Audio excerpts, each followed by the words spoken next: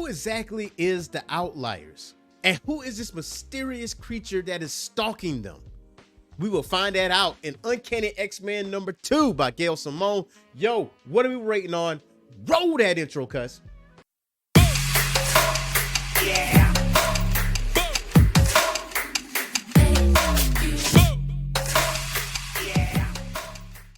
What's going on, Geek Corner? This is your boy Earthsmack the Mad Scientist, and this is the Orange Phoenix Show comic book declassified, where we talk about the most recent issues in comics, as well as past issues in comics, as well as character bios. If you ask for it, do not forget to hit that like and subscribe button and that notification bell. That way you get notified on all of our content, including our lives every Wednesday and Thursday at 7 p.m. Eastern Time. And you might want to stick around to the end of this video. That way we will tell you the next comic we are going to cover. Now, without any further ado, let's get into some Uncanny X-Men number 2. So, Uncanny X-Men number 2 opens up with a flashback. And this flashback involves Charles Xavier. And as you know, Charles Xavier is captured.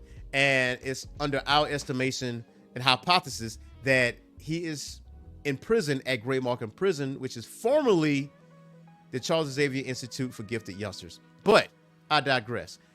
Charles Xavier is on the park bench, and he's pretty much talking about his love interest, the people that we already know about, like Lilandra of the Shi'ar Empire and Mara McTaggart. But this third person name is Sarah, and Sarah seems a little bit of a forward person, and she goes after what she wants.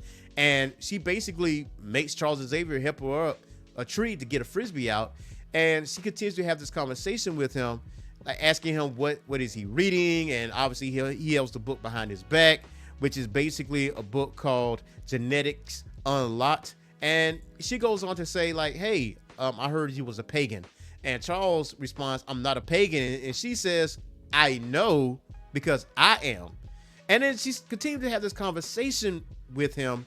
And it's something that we don't have much knowledge about, which is very, very interesting, because it's an interesting way to actually open up.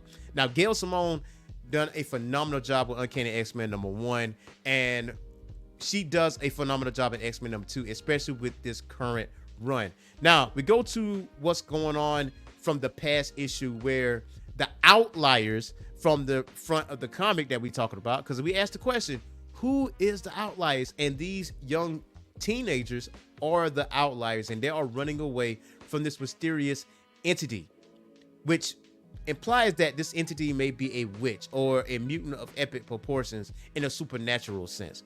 But Rogue, Wolverine, and Gambit is trying to have this conversation with these teenagers, because the teenagers are actually looking for the X-Men.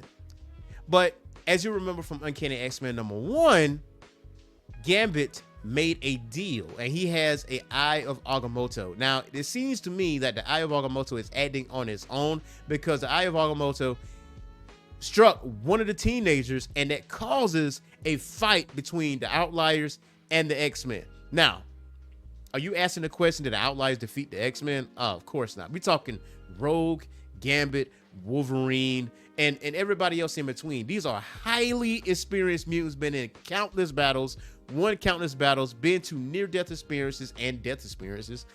So the Outliers, you know, they caught the X-Men by surprise. They caught them lacking, you know. And if you don't know what a mutant's abilities are, it's going to catch you off guard, and they use that to their advantage in a guise of self-defense.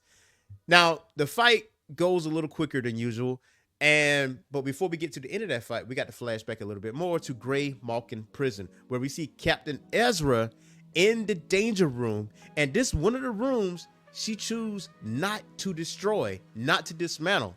She is using that danger room for training for hunting mutants. And that is a dangerous way to be. And this is diabolical work, to turn a once haven for mutants that were, you know, discriminated against and deal with all kind of bigotry, to go to this safe haven of the Xavier Institute of Gifted Youngsters, or Gray Institute of Gifted Youngsters, depends on how you look at it. But either way it goes, you turn that into a prison of mutants. Diabolical work. Captain Ezra is definitely petty and very, very evil. But we will see what happens with her. Now, Captain Ezra is talking about the danger room, and we flash back forward to Sarah and Charles, and you see a little bit of romance between Charles and Sarah, saying, like, I like your bald head. She kisses him on the forehead, and Captain Ezra talks to Siren, and Siren is held captive, and she basically tells Siren, like, hey, are you going to behave? Like, you hear that humming in your ear? Like, I can blow you up. Like it definitely reminded me of some Suicide Squad type ish, but she basically used psychological warfare for Siren, saying, listen, you are going to do what I tell you to do. And it seems to me that Siren is doing exactly that. Now we fast forward back to the fight between the Outliers and the X-Men. Now, the X-Men obviously gains the upper hand eventually, and the whole fight and skirmish is broken up by no other than Jubilation Lee. Now, I'm gonna be honest with you, I'm one of the few people that is a very big fan of Jubilee, and for her to be in this, like, this setting, she's like, imagine me breaking up this fight. Like, I'm the one being the adult in this situation. And you find out where Jubilee was in Uncanny X-Men #1, because you see her on the front covers and everything, but she didn't really make an appearance in #1. So where was Jubilee? Jubilee was doing recon at Graymalkin Prison. So it seems that Rogue is planning some type of assault to Graymalkin Prison to get that mansion back. But with Jubilee, with her recon, it's enough information, but not enough to do a strike, because she actually makes a phone call to Cyclops, asking Cyclops, like, listen, we need to strike. And Cyclops in Alaska, because they are separated, he says, listen, stand down, please. Don't make any moves. Now, I'm not sure what Cyclops has planned here, but maybe we will find out in X-Men #2 and X-Men #3, because we definitely going to be covering that later on. But he is told to stand down. Now, she makes another phone call, and she makes a phone call to Kurt. And that's where the ball keeps rolling.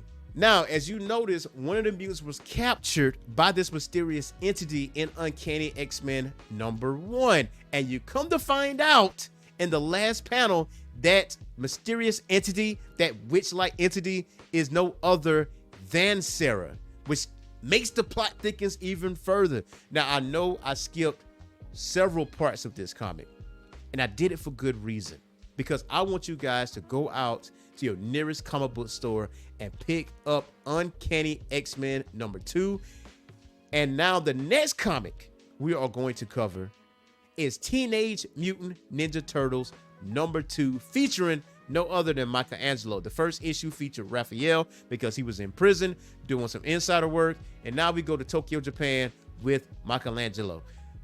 And also, do not forget to hit that like and subscribe button and that notification bell. Once again, go to your nearest comic book store, pick up some Uncanny X-Men, some adjectiveless X-Men, and some Teenage Mutant Ninja Turtles while you at it. And if you don't want to drive to the nearest comic book store, you know what you can do?